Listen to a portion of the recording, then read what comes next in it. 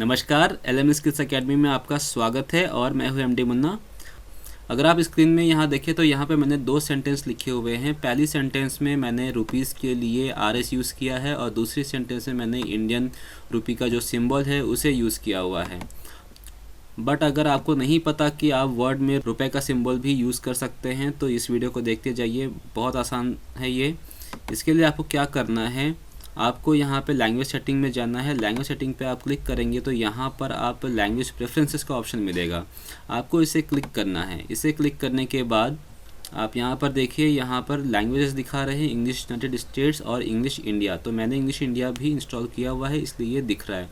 Windows जब हम लोग इंस्टॉल करते हैं तो नॉर्मली हम लोग इंग्लिश यूनाइटेड स्टेट्स या फिर इंग्लिश यूनाइटेड किंगडम इंस्टॉल करते हैं। तो अगर हम इंग्लिश इंडिया इंस्टॉल करेंगे तो रुपए का सिंबल भी काम करेगा।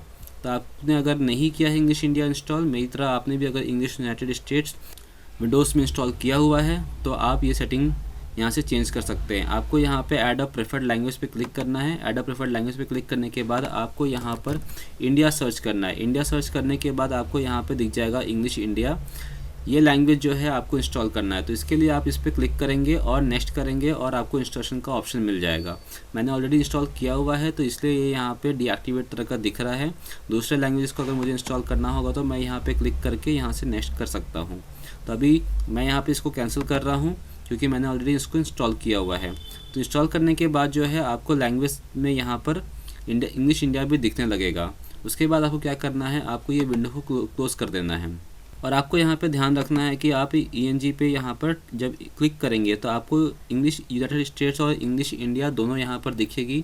तो नॉर्मली आप चाहे तो आप इंग्लिश यूनाइटेड स्टेट्स की लैंग्वेज यूज़ कर सकते हैं और जब आपको रुपए का सिंबल यूज़ करना हो तो आप सिर्फ इंग्लिश इंडिया पे क्लिक करेंगे और उसके बाद जहाँ भी आपको रुपए का साइन लगाना है, मान लीजिए मैं एक न्यू लाइन पे रुपए का सिंबल लगा के आपको दिखा रहा हूँ। तो इसको कैसे करेंगे, इसके लिए आपको कंट्रोल ऑल्ट के साथ 4 दबाना है। कंट्रोल ऑल्ट के साथ आपको 4 दबाना है और ये 4 जो है आप ध्यान रखें, ये जो E और R के ऊपर दिया हुआ है 4, वहाँ उसको यूज़ करना है। जहाँ से आप डॉलर साइन यूज़ करते हैं उस की को दबाना है। तो कंट्रोल ऑल्ट और डॉलर साइन आप समझ लीजिए।